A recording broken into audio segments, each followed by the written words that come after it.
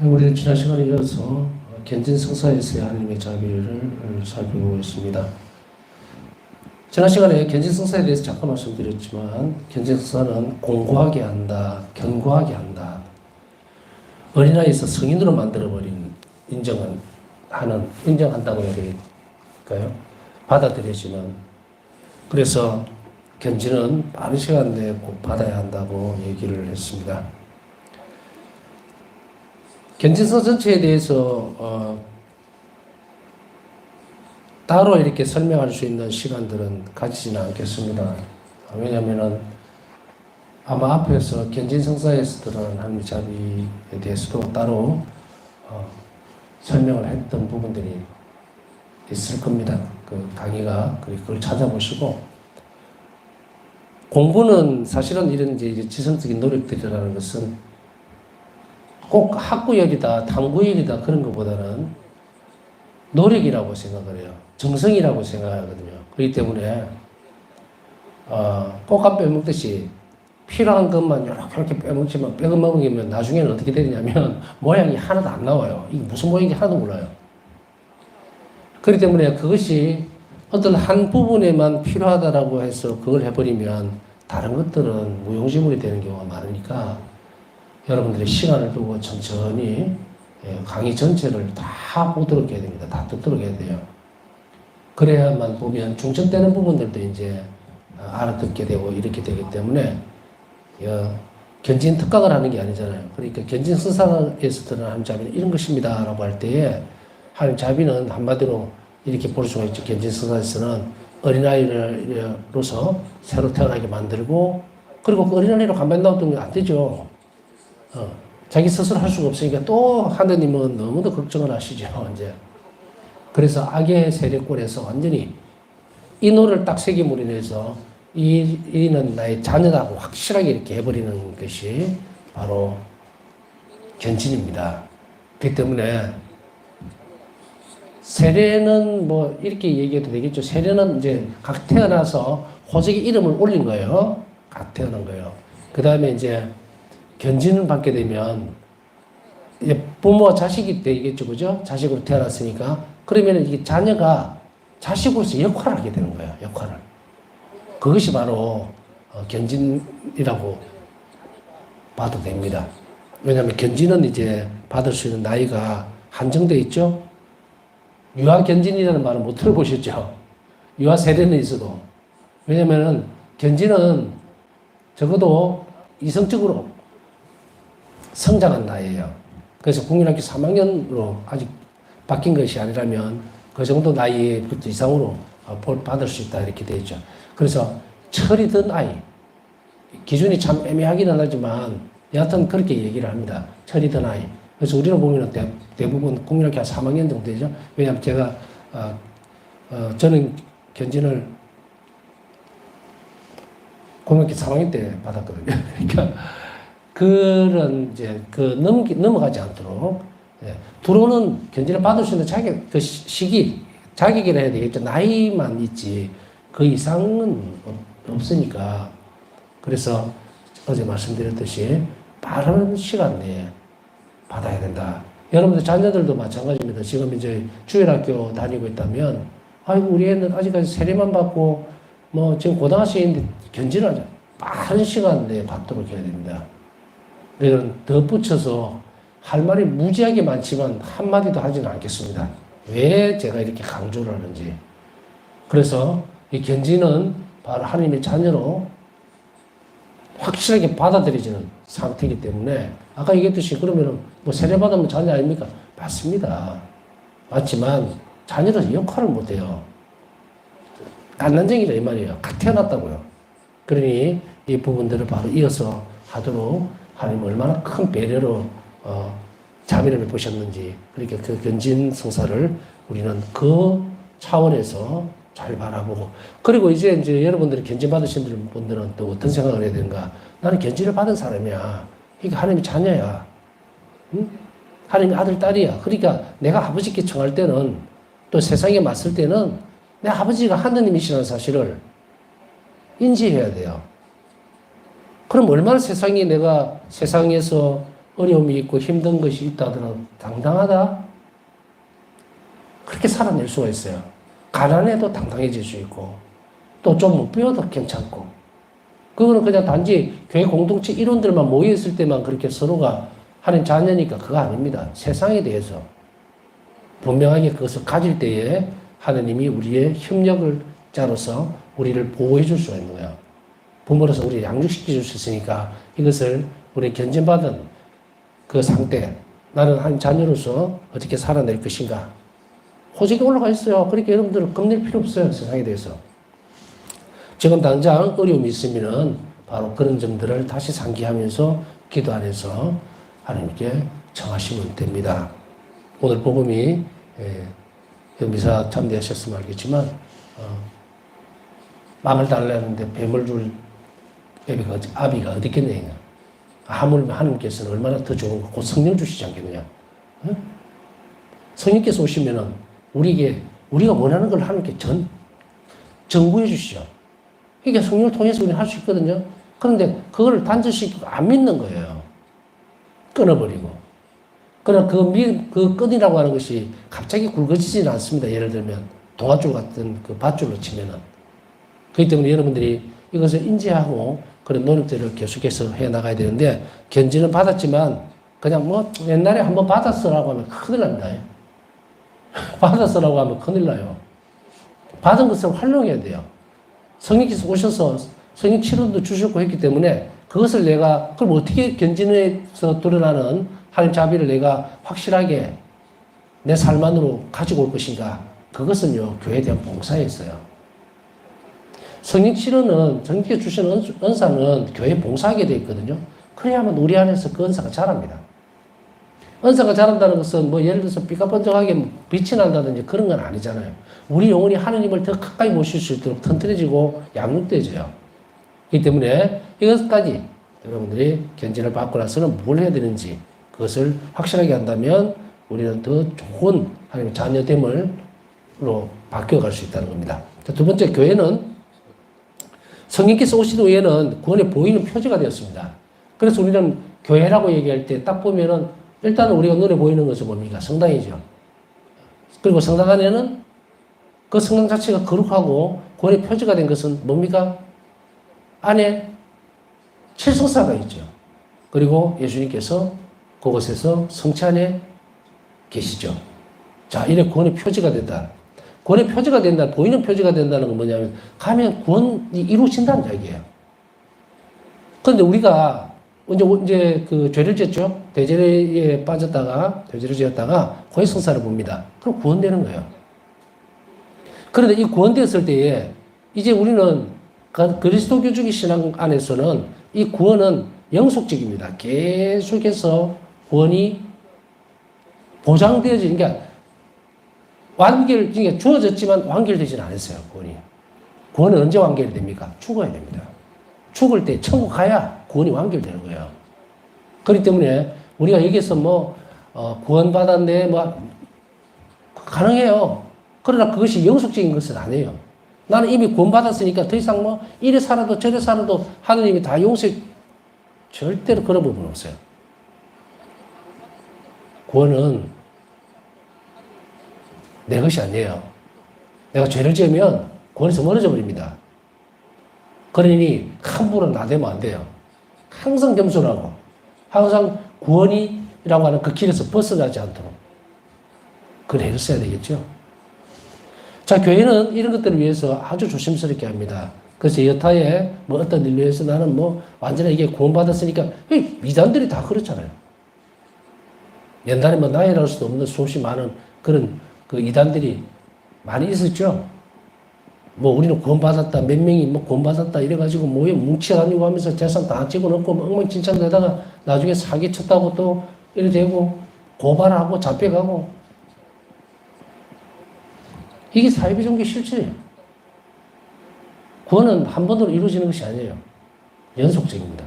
물론 예수 그리스도에 의해서 구원은 완결되어 버렸어요. 완성됐습니다. 예수님 안에서는. 근데 우리는 아니에요. 우리는 정말로 여러분들이 열심히 자매 시집 잘 따라가다가 마지막 죽음에 맞닥뜨렸을 때에 하나님 자비 안에서 임종하고 예수님 손잡고 천국에 들어가면 그때 구원이 완성된다.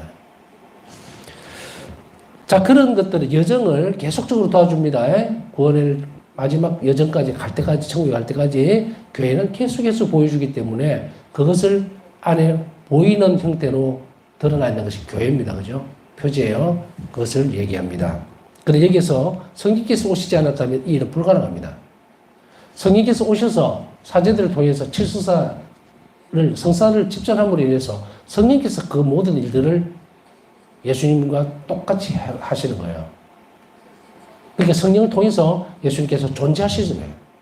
그러니 이 성령께서 오시고 나서야 교회가 비로소 이제 구원의 표지가 되었다. 그 다음에 우리가 세례 때예요.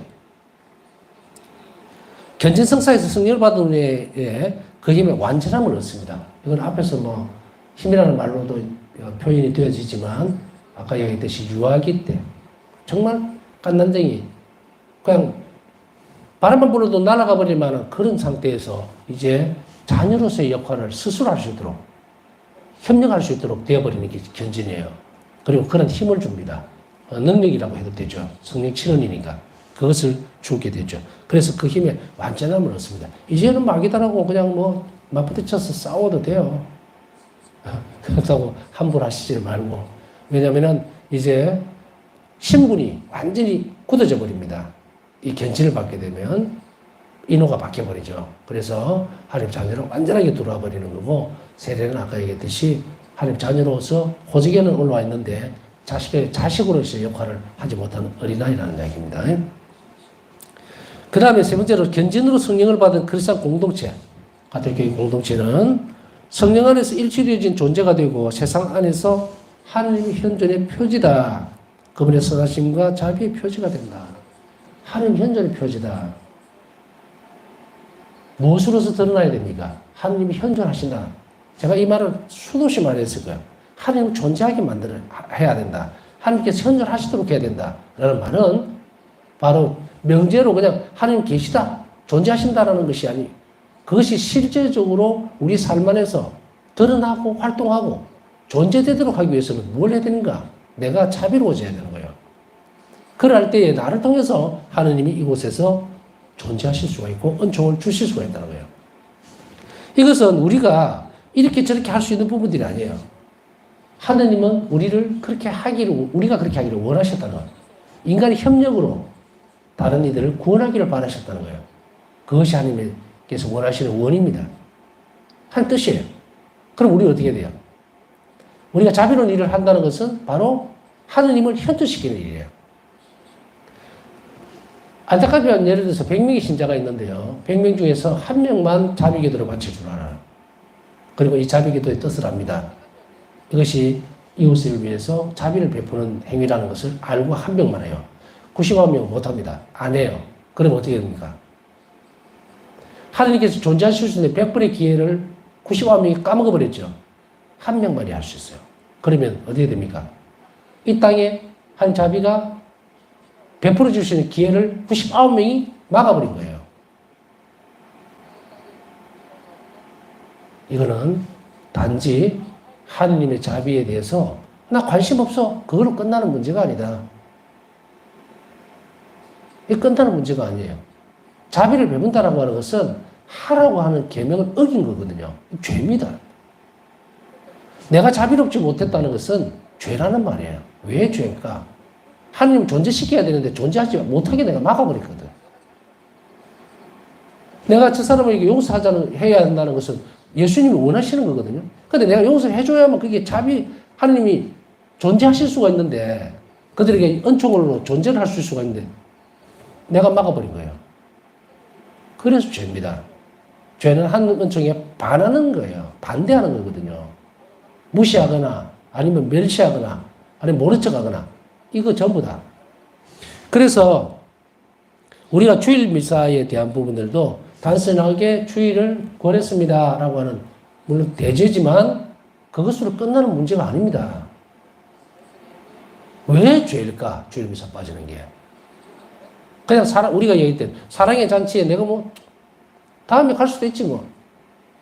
그러나 이런 문제에 있어서 다음에 기회다, 어떻다, 이걸 다 떠나서 그 기회가 내한테 언제 또 주어질 수 있을 것인가, 그것까지 조목조목 따지기 이전에 하느님이 나를 위해서 마련해 놓은 잔치예요.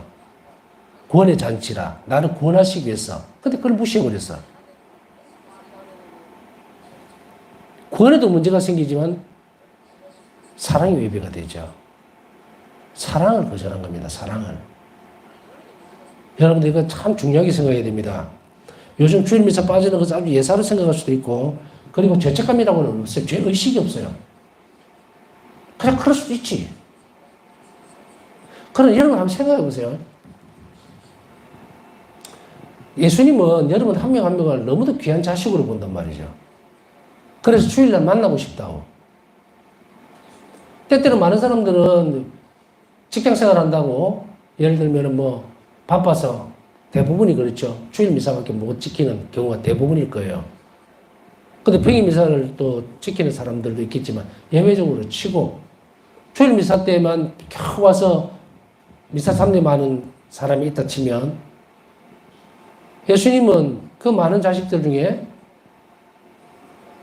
눈 뜨면서부터, 해가 뜨면서부터, 그죠? 우리가 이제 기상할 때 일어나는 순간부터 마지막 자정이 넘어갈 때까지, 마지막 미사가 끝날 때까지 예수님은 잠시도 쉬지 않고 내가 오기를 기다린다는 거 생각해 보셨느냐는 이야기예요. 기다린다는 말을 표현할 때 여러분들은 이 기다림이 얼마나 지겨운 줄 아시죠? 특히 내가 원하고 바라는 것이, 그 대상이 사람일 때는 큰 거고, 일도 물론 그렇겠지만, 기다림은 어찌 보면은 끔찍한 일이기도 합니다. 뭔가 우리는 빨리 수확을 해야 되고, 뭐 결과가 나야 되고, 좋은 어떤 부분들이 있죠. 그래야 되는 그 순간을 우리는 인내를 참아내야 되거든요. 그런데 우리는 어디에서만 그것을 가지고 오느냐 하면, 그냥 기껏해야 당장에 비유 나오는 아버지의 모습, 그 복음 말씀만 반짝 떠올리는 거예요. 아버지가 늘 언덕에 올라가서 자식이 돌아오길 기다리고, 그렇구나. 무슨 전래동화 읽느냐고. 노심초사를 하거든요, 노심초사. 여러분들, 자녀들이 바깥에 나갔다가 빨리 안 들어오면 어떻게 해요? 잠도 못 자고, 밥도 못 먹고, 얘가 무슨 뭐 일이나 당하지 않았을까? 무슨 일이 생기지 않을까? 안절부절 못하죠. 부모 마음도 모르고, 그 다음에 새벽 늦게는 내가 술이 한잔 내가 들어와가지고는, 그 일찍 자지 그랬어요. 응? 어린이 알아서 할까? 내가 다 컸는데. 그 안에서 느껴지는 파장이 뭔지 아시겠죠? 그러면서 자식이 부모에게 그 이야기를 하죠. 이제 좀, 그만하세요. 내가 알아서 다 컸는데, 그냥 자세요. 주무세요, 그냥. 잠이 옵니까? 안 오잖아요. 자, 인간 세상의 예를 잠시 들었습니다.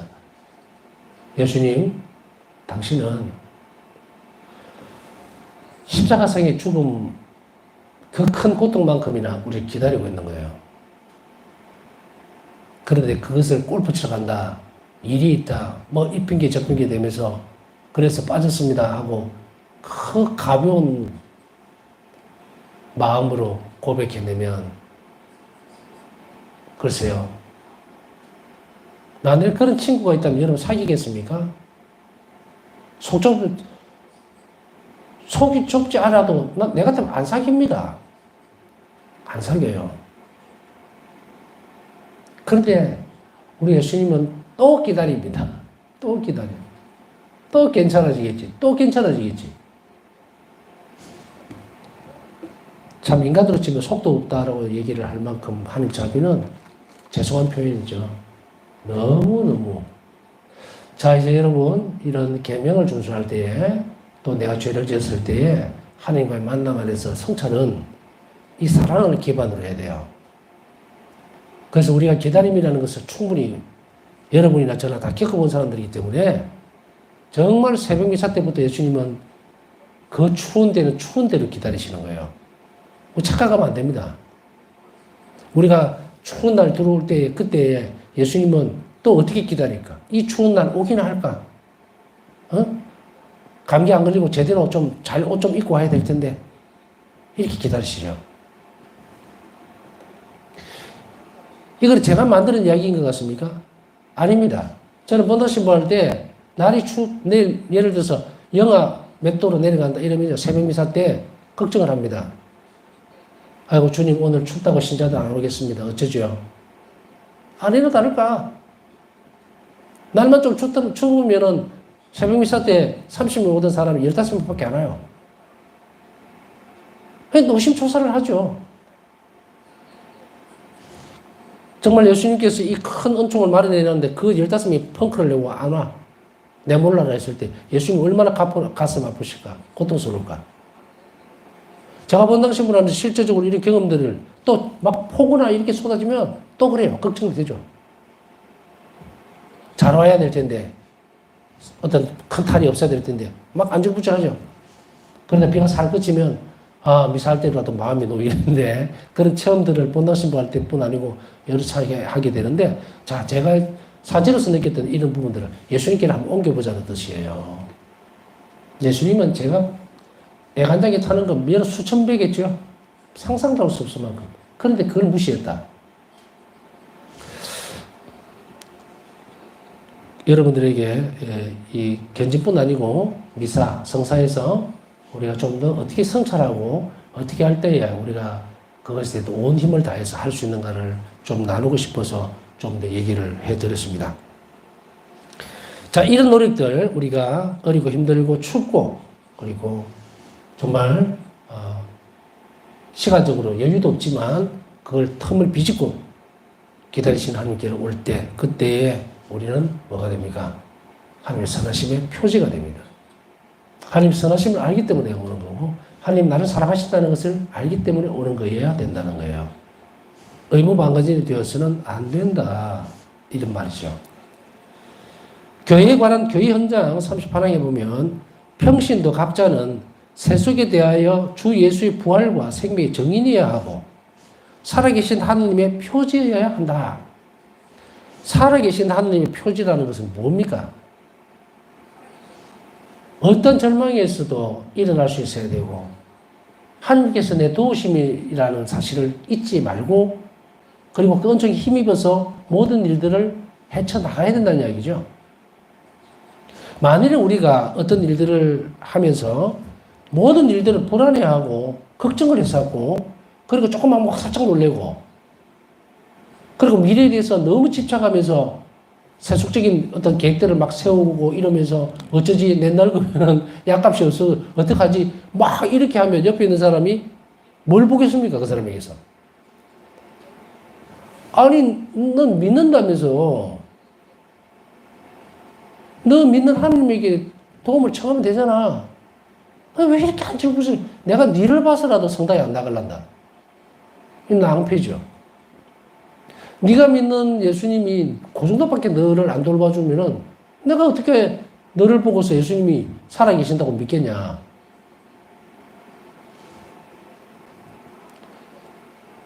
공감이 가죠, 여러분들. 내 삶이 흔들려버리면 불안해하고 초조해하면서 막 안전보면 아등바등 하는 것보다 성취 앞에 가서 기도하세요.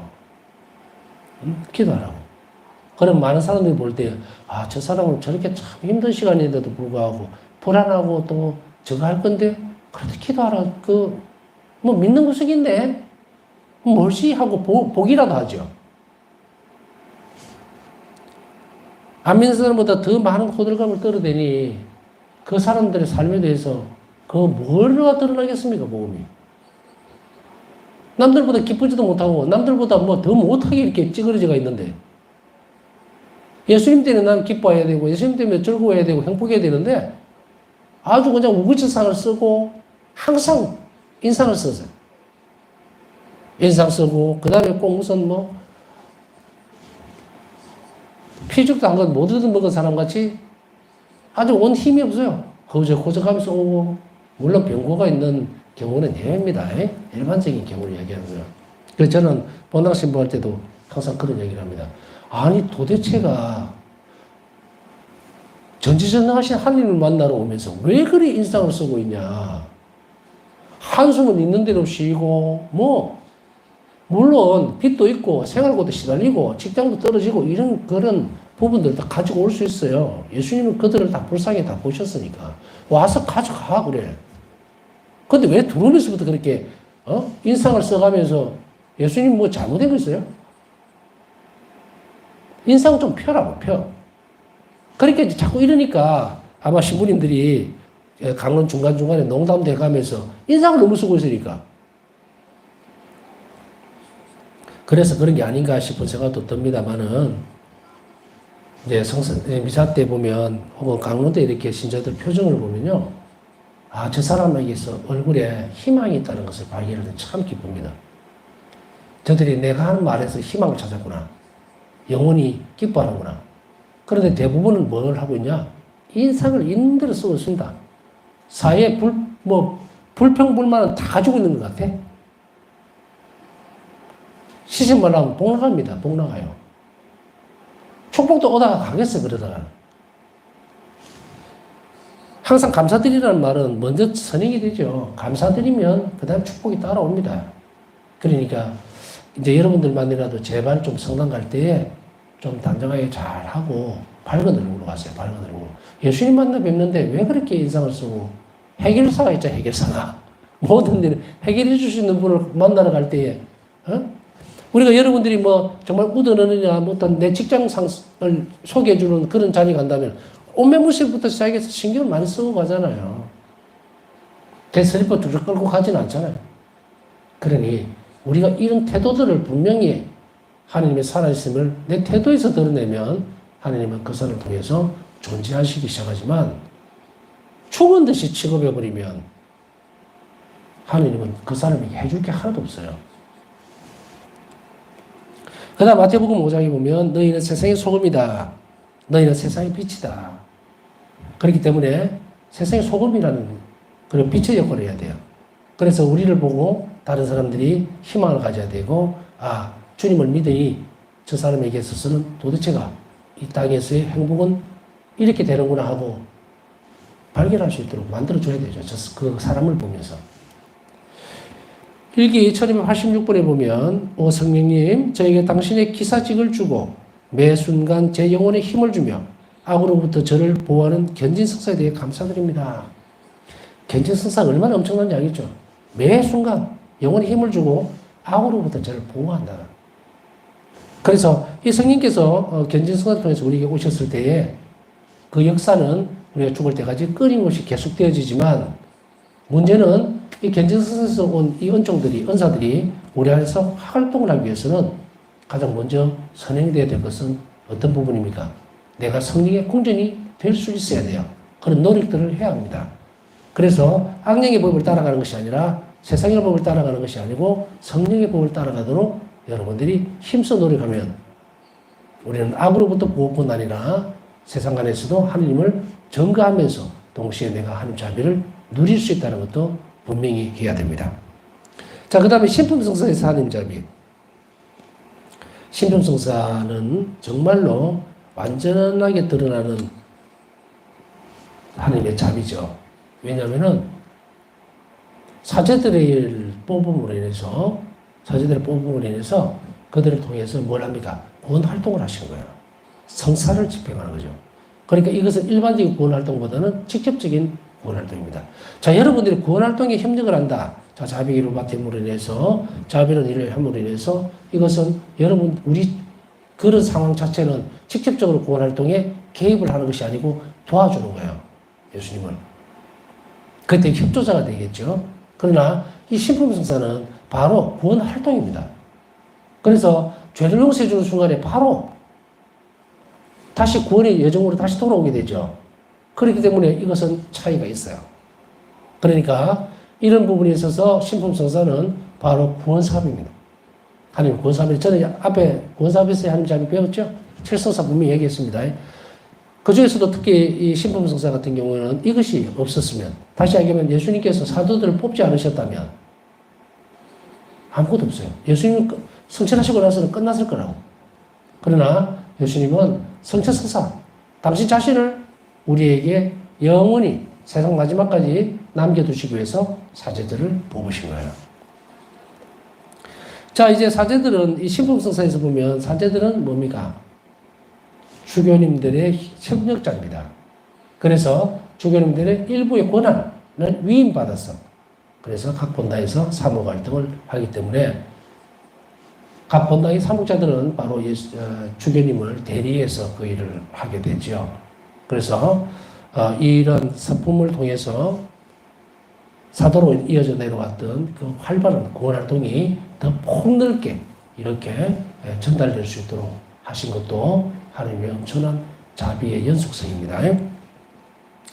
첫 번째, 신약에서의 대사제이시며 그래서 하나님과 사람 사이에 유일하고 영원하신 중재자이신 예수님께서는 당신의 대리자를 통하여 교회의 모든 전례 행위 안에 계속 현존하신다. 교회의 모든 전례 안에 계속 현존하신다는 것은 구경꾼으로서 와 있다는 말씀이 아닙니다. 성령으로 인해서 사제손을 통해서 말을 통해서 예수님께서 직접 말씀을 하고 계시다는 거예요. 예수 그리스도께서는 육화되신 그 순간에 인간으로서 사제직을 받으셨으며 성체성사에서 신자들에게 파스카 신비의 열매들을 전해주신다. 파스카 신비의 열매, 성체죠. 그죠? 이렇게 함으로써 이 땅에서 수행하셨던 당신의 공무를 하늘에서도 계속 수행하고 계신다.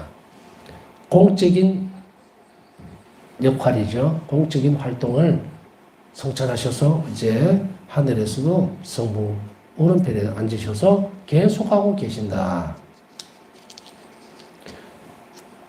그래서 이 교회는요, 살펴보면 하나님 활동을 완전하게 드러내고 있고 그것이 하나님의 자비로서 움직인다는 것. 이거는 전 세계의 모든 종교들을 다 통틀어봐도 이렇게 안 됩니다. 없어요. 그렇기 때문에 우리가 이 신비에 대해서 혹은 하나님의 자비에 대해서 또 성사세 안에서 일어나는 이러한 구원의 활동들을 살펴보면 정말로 여러분이나 저나 엄청난 행운이에요. 이 신앙을 가졌다는 것은. 이 신앙을 선택할 수 있었다는 것은. 그렇기 때문에 여기에서 우리는 얼마나 큰 복을 이미 누릴 수 있도록 초대되어졌는지에 대해서 깊이 있게 잘 살펴봐야 됩니다. 집에 천금 만금이 있으면 뭐합니까? 쓸 줄을 모르면 아무 소용이 없어요. 그러니 여러분들은 지혜롭게 이걸 배워가면서 이것을 잘 써야 돼요. 여러분들은 가난뱅이도 아니고 아주 아무것도 없는 그런 사람들이 아니다. 엄청난 부자들입니다. 그 쓸 줄은 몰라요.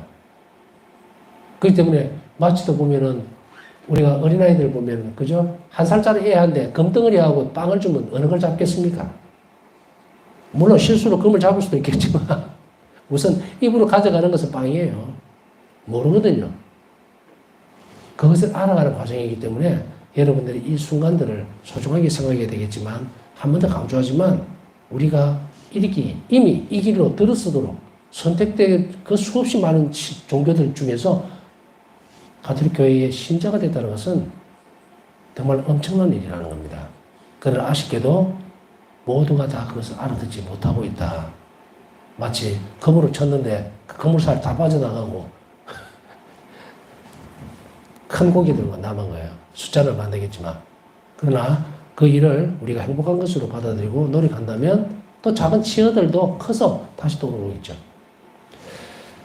자, 십중성사에서 하나님의 자비를 살펴보면서 우리가 사제들에게 잘 지켜주시고 그리고 사제들, 새로운 성수자들을 많이 불러주십사 하고 함께 기도했으면 좋겠습니다. 남은 시간 묵상하면서 오늘도 기도 청하신 분들 하나님 자비 입을 수 있도록 묵상하면서 함께 기억해 주시기 바랍니다.